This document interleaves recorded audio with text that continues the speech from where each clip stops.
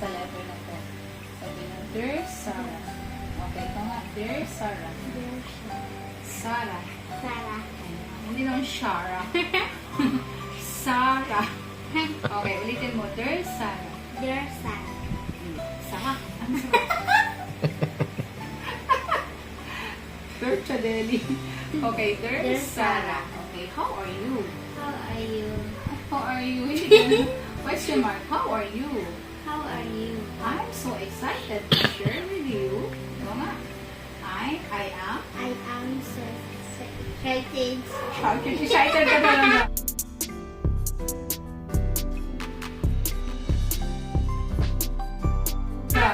Excited. Excited to share.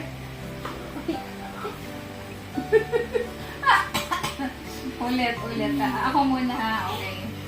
Makinig ka kung paano basahin. Okay, how are you? I'm so excited to share with you about my newfound hobby, photography. Okay, ikaw nga. How are you? How are you? I am I am so so excited to share. excited. Excited to share with you about my new Tama, newfound hobby. hobby photography. Yan. Practice tayo ha. Para pag nagbasa sa school, mabilis-bilis. Okay. Did you know photography means? Tama. Ano tawag sa'yo? Mean Okay.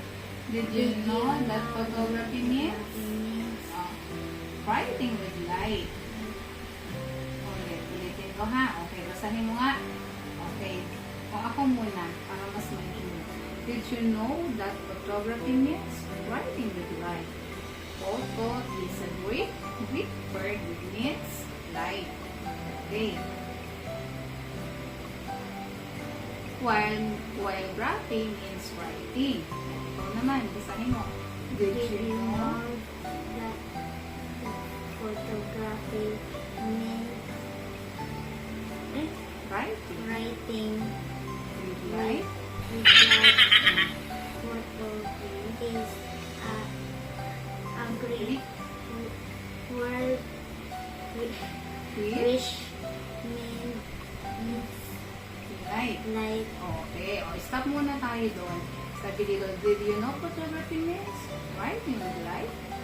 Photo is a Greek word which means light. Ang ibig sabihin daw ng photo?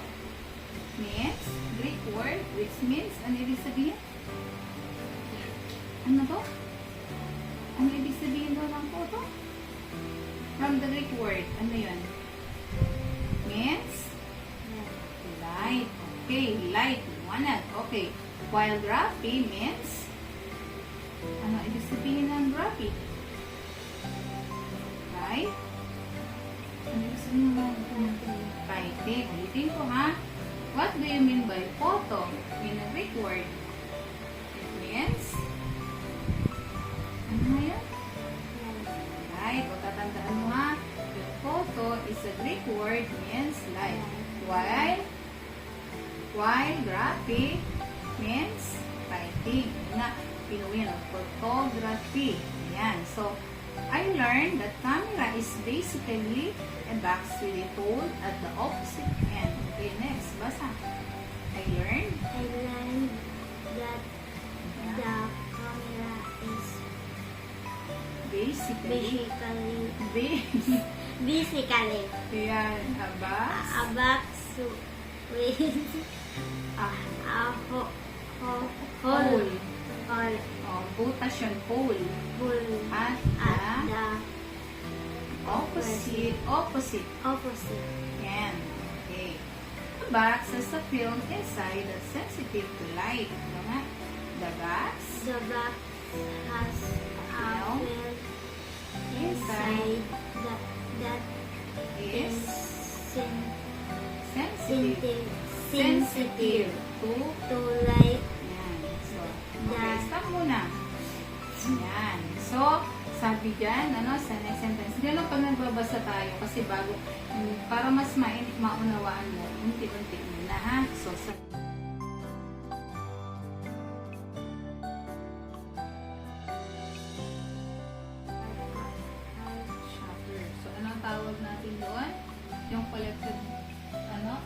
light collected is too little light will result in a dark picture. Okay.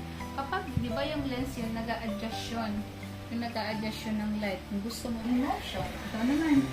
Napakis ko lang siya pagbasa ng paragraph. Okay, yesterday, yesterday I read I read from a book about about an an important tip tip on on how to get get an an appealing appealing portrait of an animal in motion. So, yan, short A or A. Short E. E. Sabi mo nga, E.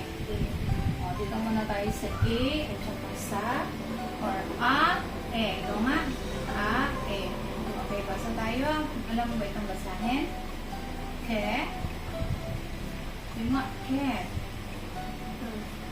Ke, hindi ka. Ke.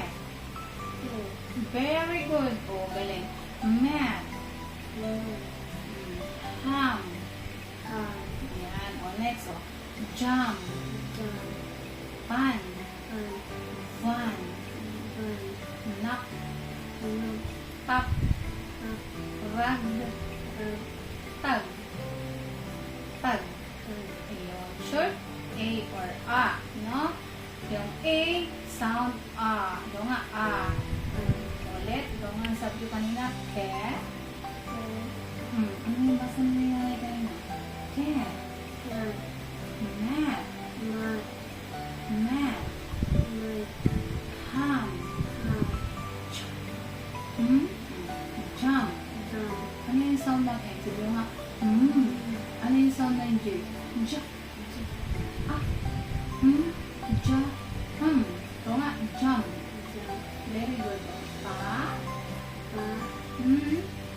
Pan. O, yung sound naman ng N, nakangiti. Hindi yan, M yun eh. Eto, N. Net. Ayos sa, okay. Next, nap. Tap. Rag. Tag. Tag. O, ito, anong sound to? No. Anong letter to? Anong letter?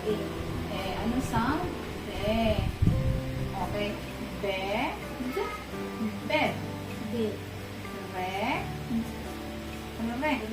Very good. Me. May T sa dulo. Met. No. Pe. Very good. Se. Set. Set. Pe. Pen. He. Hen. Leg. Peg. Web.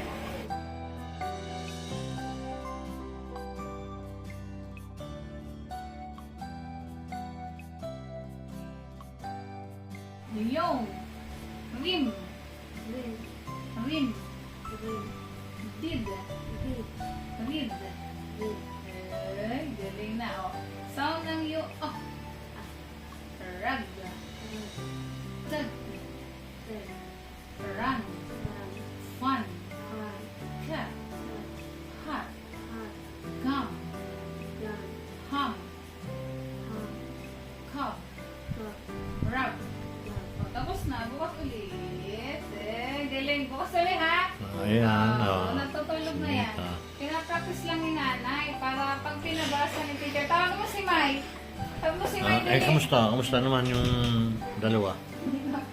Ha? Ayan, kailangan talaga mag-practice syempre. Alam mo naman. Si Mai nakabasa-basa siner. Okay naman. At least siya ay nagre-response na. Medyo hirap pa sa English. Kailangan lang talaga i-practice siya. Sa Tagalog? Ganon din sa Tagalog si Mylene nakakabasa. Si Nets?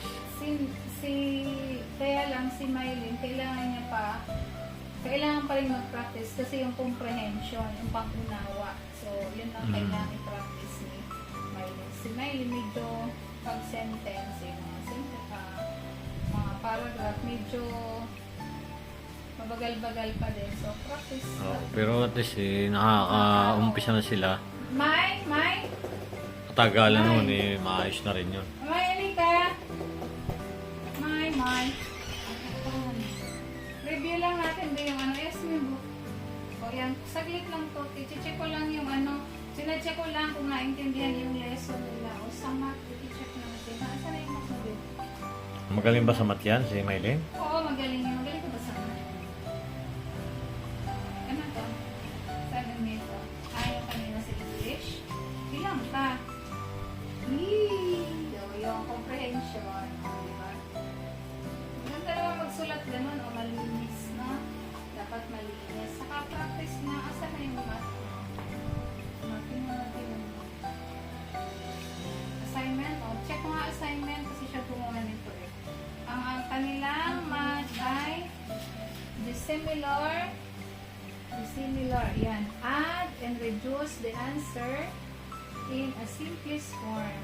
Okay. So, dito nakalagay 1/4 plus 2/3. Okay, paano makukuha yung sagot may? Ano ginawa dito? Tingnan natin kung tama. Gumawa siya ng assignment kanina dun sa school niya. 1/4 plus 2/3 equals 3/12. And 8/12 equals 11/12. Tingnan natin kung tama ang sagot ni Mai. O, paano nakuha Mai? Ano ginawa? Okay. So, ipa-plus ba agad? Hindi. Hindi muna. Ano kukuhanin? So, magkasunod na number, 4 and 3. 8 times. 8 na to? 8 times. No, hindi. Ah. Ito, anong number yun? 4. 4 and 3. O, Okay. kapag magkasunod na number, yung denominator, Times. times. So, what is the answer? 12. 12. Pag na times na, ano gagawin? Para ma-reduce natin. So, ano gagawin, Mike? Sige, explain mo sa akin kung paano mo nakuha yung 11, 12. Pina-check ko lang kung tama sa 12 dito. O, ano 12 divide? 12 divided by 4 Equal? 4 divided by 4 equals Equal? 2 o 3. 3. 3 Times 1 equals 3 over 12. 12. Very good. Galing naman. O, ay dito sa kabila, ano ginawa mo? 12, 12 divided by 3 equal? equals O, pag dinivide mo yung 12 sa Equals 3, 4 4. Very good Times times 2 equal? equals 8. Yay! Very good. So, 8 over 12 na siya. So, pwede na ba natin siyang adin? Pwede na adin. O, ano gagawin? 3 plus 8. 8 equals 11. Very good. So, ngayon, ano gagawin sa denominator? 8. Kakopy. Copy lang. O, yun na. So, ano ang sagot mo? Sa 1/4 plus 2/3 is 11. 12. Very good. Okay, check ko nga itong isa pa. O, dito tayo. 3/5 plus 3/10 equal 9/10. O, paano mo nakuha yung sagot? O, ganun pa rin. O, 5 and 10. Ano ba yung less common denominator? So, kukunin natin yung LCD ng 5 and 10. So, ano kaya yung posibleng maging LCD niya? Less common denominator. Pag 5 divided by 5, 1. Ano pa ang pwede sa 5? 10. Good. Ano pa? 10, 15, Ano pa? 20. Oh, ayan, 5, 10, 15, 20. Sa 10. 10 divided by 10 equal 10. 1. 1. Tapos, Tapos 10. 10, Ano pa? 20, 20. 30, 40. Okay, yun, madami. O, ano yung pwede nating maging LCD na mayroong kay 5, mayroon din kay 10 na the lowest, yung pinaka-lowest, yung the least common denominator. 10. Oh, yun, very good. Kaya ang denominator mo dito is 10. O yan, tama pala eh. O, tingnan nga natin kung tama mo na add. O, tingnan nga, 10 divided by 5 is, 10 divided by 5, what is the answer? 10 divided by 5 Equal? equals 2. Very good. Times? 3 Equals? 6. 6. So, 6 over 10. 10. O, ito naman sa susunod naman. 10 divided by 10 equals?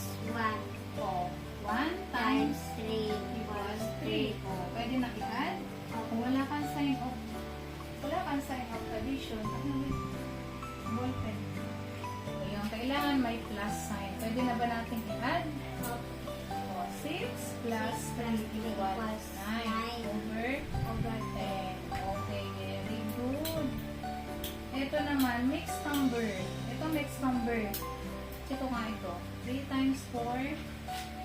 3 times 12.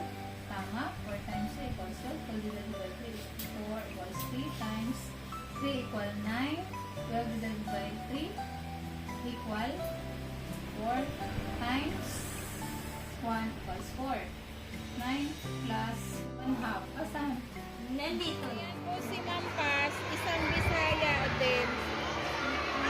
Maingay yung mga bata. Ayan, natutuwa kay Maylin. Ayan, si teacher. PLA teacher yan. Ayan, nag-ano siya, nagmimerienda na.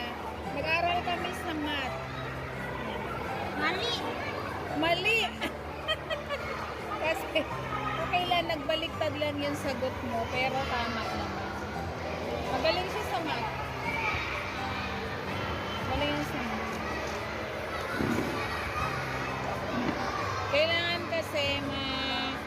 Kailangan kasi ma-review ka. Kasi para ma-recall yung mga lesson.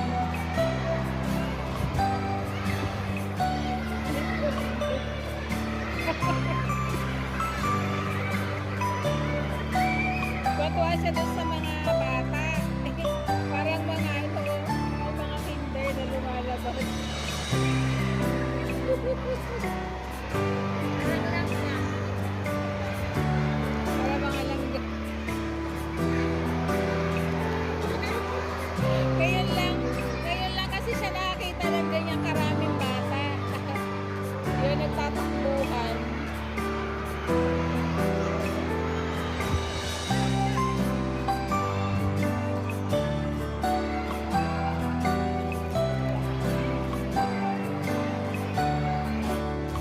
Nagbaliktad. 1 yung scary hindi pala to Ayan kasi ito, baliktad lang yung pag-carry. Pero magaling na si Maylin sa multiplication. Ayan. Nag-solve siya ng regrouping. Oh, very good. Ayan. nanay ni Nita Sina? nanay ni Nita Sina?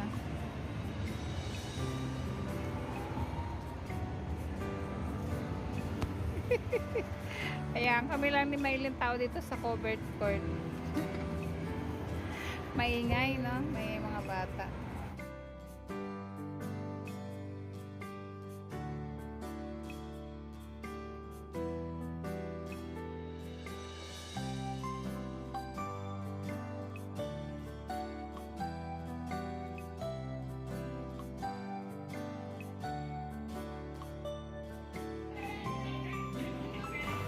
Ayan, unti-unti na po siya nakikisalamuha sa kanyang mga kaklase.